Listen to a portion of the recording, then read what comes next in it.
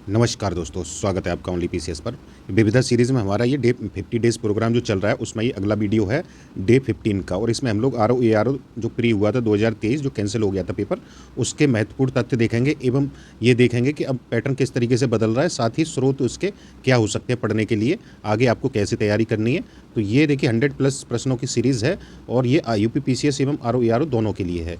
ये देखिए, और आरओ एआरओ में जो भी हम टारगेट दे रहे थे आपको पीसीएस के लिए, जो भी हमारा चल रहा है प्रोग्राम 50 डेज़, इसमें ये आरओ एआरओ के पेपर आपके ऑलरेडी कंप्लीट, ये लास्ट वीडियो है, हो चुके हैं। अब पीसीएस के स्टार्ट हो गए और देखिए जो भी आपको टारगेट मिलता है वो ओनली पीसीएस टेलीग्राम चैनल पे मिल रहा है। तो आप इस चैनल को ज्वाइन कर लीजिए, टेलीग्राम चैनल है, डायरेक्ट सर्च कर लीजिए टेलीग्राम में जाकर, या फिर इसको डिस्क्रिप्शन बॉक्स में आप यहाँ लिंक दिया गया उससे ज्वाइन कर सकते हैं। ठीक है, तो ये बहुत महत्वपूर्ण तथ्य है, इसको आप मिस मत करना वीडियो को। साथ ही देखिए अब इसका पूरा कंपाइलेशन आ जाएगा, एक कंपाइलेशन पूरा आपको देखने को मिल जाएगा। उसमें सारे जितने भी हैं आरओ एआरओ से संबंधित महत्वपूर्ण तथ्य, वो सारे आपको मिल जाएंगे, जो कि आने वाली परीक्षाओं के लिए बहुत ही इंपॉर्टेंट रोल निभाएंगे आपका। तो चलिए देखते हैं, शुरू करते हैं। ये देखिए हमारी बुकें आ चुकी हैं मार्केट में। ये इथिक्स की है, पेपर 4, जो कि पुराने प्रश्नों का एक बहुत महत्वपूर्ण संकलन है। इसमें प्रश्न की मांग के अनुरूप सारे उत्तर दिए गए, प्लस डायग्राम फ्लो चार्ट के माध्यम से आपको सब कुछ बताया गया, अलग से इसमें परिभाषाएं, उदाहरण सब कुछ दिए गए हैं। तो ये आप मार्केट में है, ले सकते हैं। और आने वाली बुकों में जैसे हमारी ये निबंध की बुक इसी सप्ताह आपको देखने को मिल जाएगी मार्केट में। तो ये हिंदी में इंग्लिश में दोनों में ही एक साथ आ रही है। और ये जहाँ भी निबंध का पेपर होता है, चाहे वो यूपी पीसीएस हो, आरओ एआरओ हो, UK PSC, BPSC, MP PSC, और जहाँ भी आपके स्टेट में होता है, उन सब के लिए ये इंपॉर्टेंट है। तो ये हिंदी में है और देखिए ये आपकी इंग्लिश में है। ये दोनों ही आपको एक साथ मिलेंगे देखने को। तो जिनको भी आप लेना है मार्केट से ले सकते हैं, इस वीक में ये आ जाएंगे। चलिए देखते हैं, स्टार्ट करते हैं। डे 15 2023 का पेपर है ये। तुलसीदास के बारे में देखिए सीधे सीधे पूछा गया था, तो इनका जान लीजिए। इनके बारे में जन्म हुआ था 1532 ईस्वी में, चित्रकूट जिले के राजापुर गांव में हुआ था। पिता का नाम था आत्माराम दुबे, माता का नाम था हुलसी, क्या नाम था, हुलसी, और पत्नी का नाम था रत्नावली। ठीक है, तो इसमें देखिए एक तो दो स्टेटमेंट बनाए गए थे, रत्नावली की जगह कोई और नाम दे दिया गया था, और राजापुर गांव दिखा दिया गया था गोंडा जिले में, कि राजापुर गांव कहाँ पड़ता है, गोंडा जिले में। तो ये दोनों ही स्टेटमेंट गलत थे। तो आपको बारीकी नॉलेज रखनी है, और ये यूपी स्पेशल से संबंधित प्रश्न था, ये भी समझ लीजिए। तो यूपी पे बेसिस फोकस करिए। अगला है संवाद कौमुदी, 1821 में ये प्रकाशित हुई थी। राजा राम मोहन राय ने इसे शुरू किया था, बांग्ला साप्ताहिक समाचार पत्र था। सबसे इम्पोर्टेंट बात इसके बारे में, इसके अखबार के क्रेडिट में राजा राम मोहन राय का नाम नहीं था, यानी संपादन ये इन्होंने नहीं किया था। आधिकारिक तौर पर संपादन भवानी चरण बंदोपाध्याय एवं अन्यों ने किया था, इन्होंने नहीं किया था। सती प्रथा की निंदा करते हुए इसमें राजा राम मोहन राय के लेख इसमें प्रकाशित हुए थे। प्रगतिशील मूल्यों का इसने समर्थन भी किया था पत्रिका ने। आगे देखते हैं।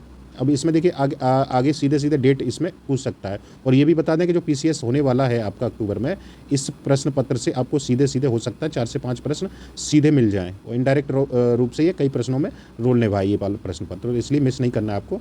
मैग्नीज उत्पादक क्षेत्र कौन कौन से हैं, जैसे सिमोगा, बेल्लोरी, चिकमंगलूर, ये कर्नाटक के हैं। श्रीकाकुलम आंध्र प्रदेश का है। तो ये पूछा था कि कौन सा कर्नाटक में, नहीं, तो ये ईजी था, इसको आप ईजी कैटेगरी में रखेंगे।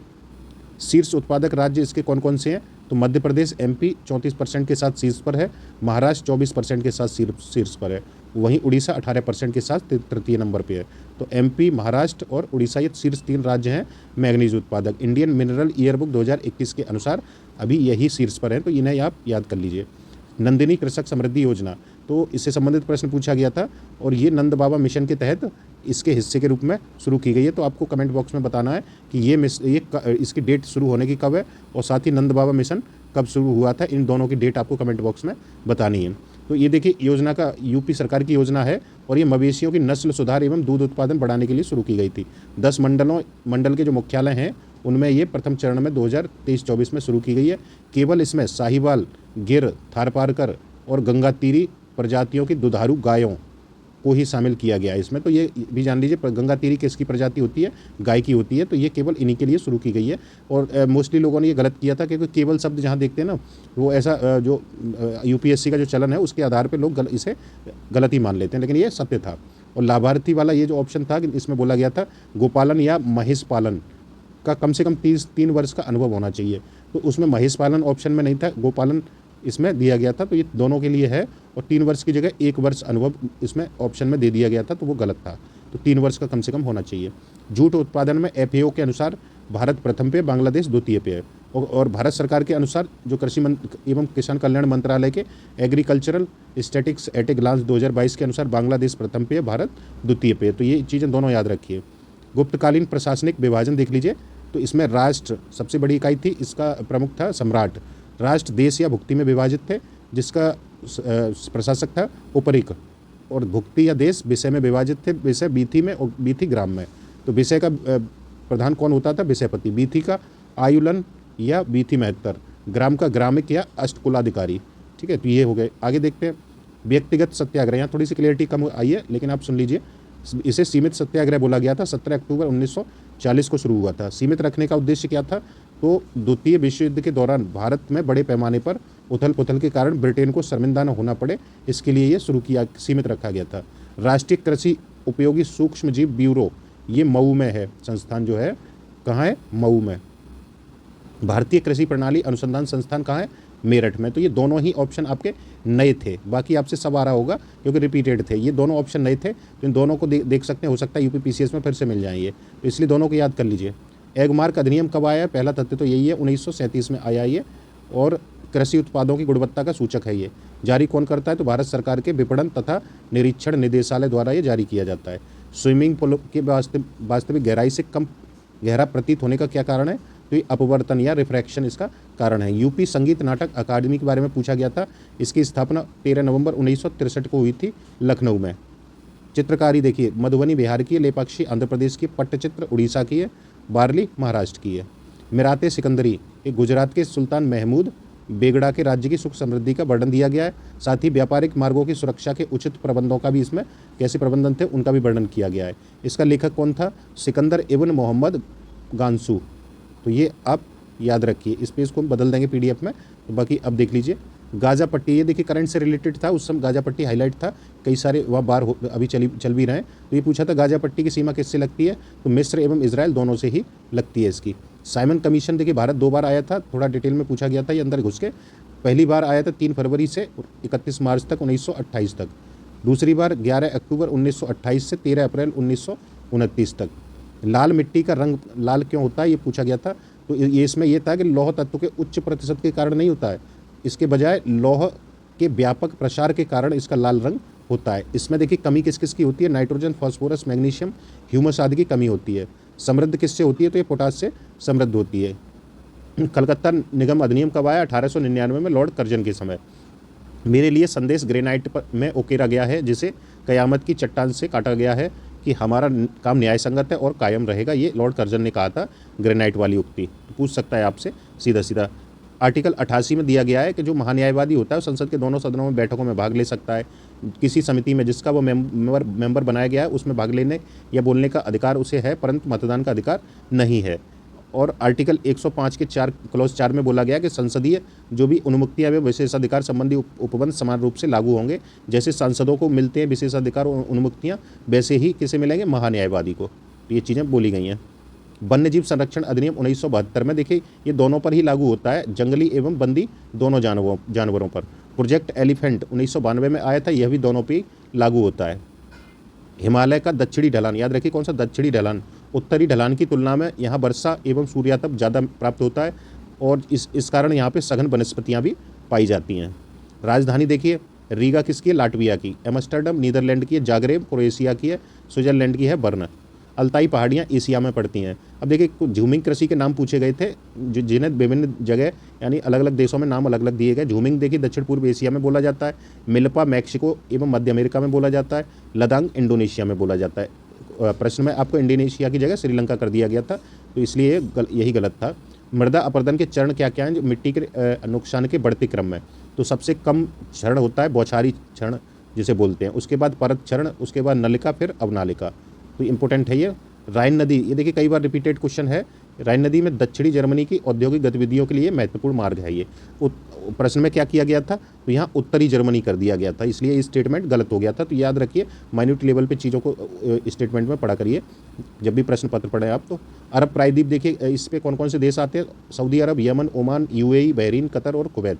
तो इसको मैपिंग आप कर लीजिए।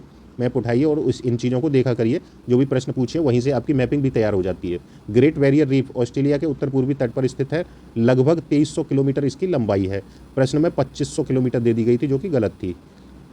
10 अंश दक्षिण से 24 अंश दक्षिणी अक्षांशों के मध्य स्थित है। ये अक्षांश भी जानते रहिए, इंपॉर्टेंट है। 400 प्रकार के प्रवाल, 1500 प्रकार की मत्स्य प्रजातियाँ, 4000 प्रकार की मोलस्क प्रजातियाँ यहाँ पाई जाती हैं।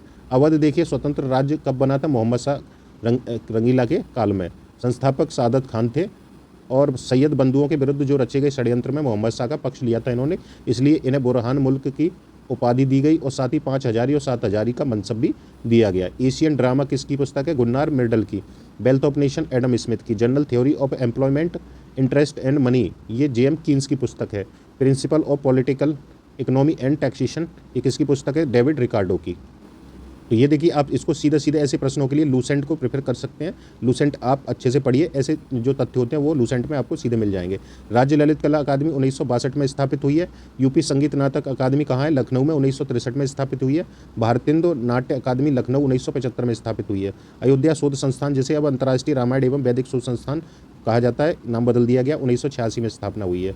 आर्टिकल 129 में सुप्रीम कोर्ट का एक अभिलेखीय न्यायालय होगा, ये बोला गया है। कहलगांव जो कि कोयला आधारित बिजली संयंत्र है, बिहार में स्थित है। ये हमने पहली वीडियो में सारे बता दिए गए थे। लैक्स लो की अधिनियम 1850 में आया था। इसमें बोला गया था धर्मांतरित व्यक्ति के जो पैतृक संपत्ति होती है उसको प्राप्त करने के अधिकारों की रक्षा हेतु ये लाया गया था। बंगाल टेनेंसी एक्ट 1885 में आया था जब कांग्रेस की स्थापना हुई थी। एज ऑफ कंसेंट एक्ट 1891 में आया है। भारतीय विश्वविद्यालय अधिनियम 1904 में इसके कार्यकाल में आया था, लॉर्ड कर्जन के काल में। गजनी एवं कंधार कहाँ पड़ते हैं? तो अफगानिस्तान में। ये देखिए प्राचीन काल के स्थल है जो प्राचीन इतिहास में आप पढ़ते होंगे। तो ये सीधे सीधे आधुनिक देश में किस में पढ़ते हैं ये पूछा गया है। फरगना और समरकंद उज्बेकिस्तान में पढ़ते हैं। ठीक है, आगे देखिए, महाराजा दिलीप सिंह को 50,000 पाउंड देकर कितना, अब यहाँ राशि भी आपको याद करनी पड़ेगी क्योंकि इतने लेवल पे पूछी जा रही हैं चीज़ें। लगभग जो 4 से 5 लाख बनता है, इतनी वार्षिक पेंशन देकर इंग्लैंड शिक्षा के लिए इन्हें भेज दिया गया था जब द्वितीय सिख युद्ध हुआ था, उसमें हारने के बाद। फुतूह उस सलातिन, ये पुस्तक किसकी है? अब्दुल मलिक इसामी की। फुतुहात फिरोज शाह तुगलक की है। तारीख फिरोज शाही जियाउद्दीन वर्नी की है। खजैन उल फतूह अमीर खुसरो की पुस्तक है। मेगापोलिस शब्द कब दिया गया था? ये 1961 में जीन गॉटमैन के द्वारा दिया गया था। बंकिम चंद्र चट्टोपाध्याय कलकत्ता विश्वविद्यालय के प्रथम स्नातक थे। इनके साथी जदुनाथ बोस ने भी पास किया था, यानी ये दोनों ही प्रथम स्नातक थे। अंतिम उपन्यास इनका, बंकिम चंद्र चट्टोपाध्याय का अंतिम उपन्यास सीताराम था।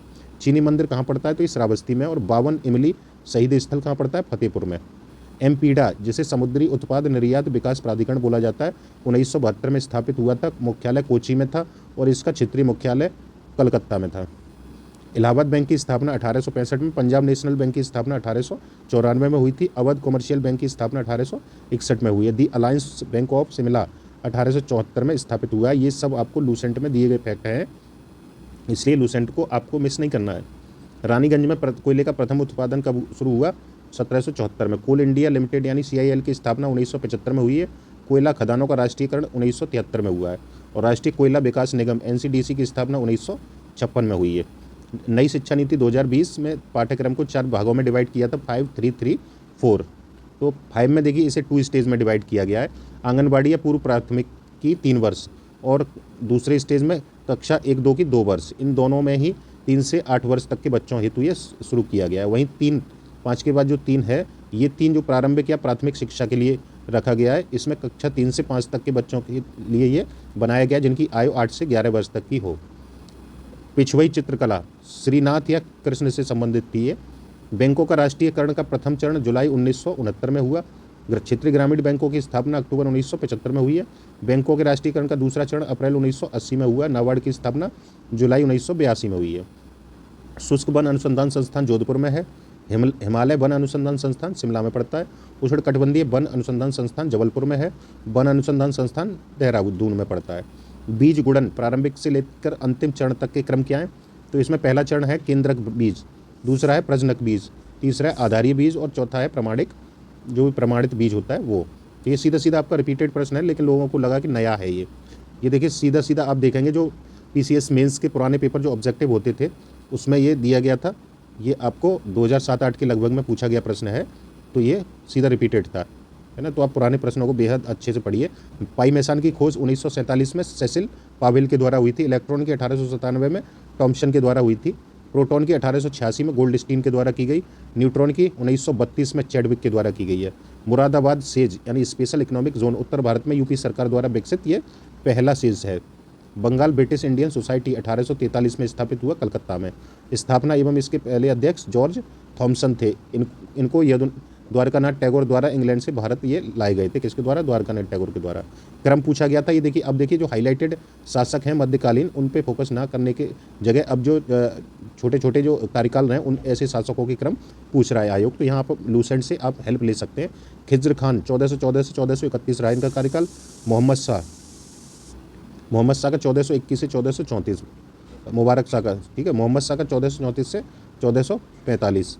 अलाउद्दीन आलम शाह का 1445 से 1451 तक। वहीं देखेंगे बिपिन चंद्र पाल का, ये ब्रह्म समाज से जुड़े थे, समाज सुधारक थे। 1901 में इन्होंने न्यू इंडिया साप्ताहिक पत्रिका प्रकाशित की। योजना मिशन इंद्रधनुष 2014 में, पीएम जन आरोग्य योजना 2018 में, पीएम गरीब कल्याण पैकेज 2020 में, मुस्कान स्कीम 2021 में आई थी। तो योजना यूपी पीसीएस का महत्वपूर्ण पार्ट है, इन सबको तैयार करिए। रॉकेट देखिए संवेग संरक्षण के सिद्धांत पे कार्य करता है, कंजर्वेशन ऑफ मोमेंटम। यहाँ प्रश्न में हिंदी वर्जन में गति का सिद्धांत दे दिया गया था, जो कि हिंदी वर्जन का गलत त्रुटि थी। आवृत्ति के बढ़ते क्रम में देखिए रेडियो तरंगें आती हैं, इससे बढ़ते क्रम में अवरक्त, फिर दृश्य, फिर एक्सरे। एक्सरे सबसे आवृत्ति इनकी सबसे ज़्यादा होती है। ऊंचाई बढ़ने से पानी का क्वथनांक घटता है, क्यों? क्योंकि वायुमंडलीय दाब कम होता है। क्रम देखिए, बहादुर शाह प्रथम का कार्यकाल 1707 से 1712 था। जहांदार शाह 1712 से 13 रहा इसका। फर्रुख सियर का 1713 से 1719 और मोहम्मद शाह रंगीला का 1719 से 1748। रूबी लेजर प्रथम मानव निर्मित, विकास इसका 1960 में हुआ थियोडर मेमेन के द्वारा। दृश्य प्रकाश पुंज को उत्पन्न किया था जो गहरे लाल रंग का था। इसमें रंग पूछा था तो रंग कैसा था? लाल था। तो ये था हमारा वीडियो आज का। तो कैसा लगा ये कमेंट बॉक्स में आप बताइए, और साथ ही जिनको भी only PCS Telegram channel join कर लीजिए, लिंक इसका नीचे दिया डिस्क्रिप्शन में। अब ठीक है, और बाकी लोगों को भी आप शेयर कर दीजिए, और प्रश्नों के उत्तर आप कमेंट में दे सकते हैं। Thank you.